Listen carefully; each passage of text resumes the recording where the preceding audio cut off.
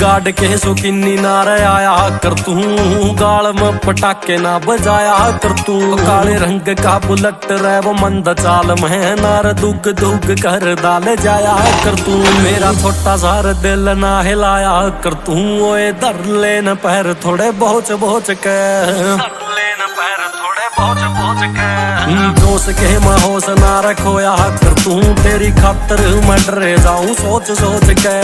जोश के महोश ना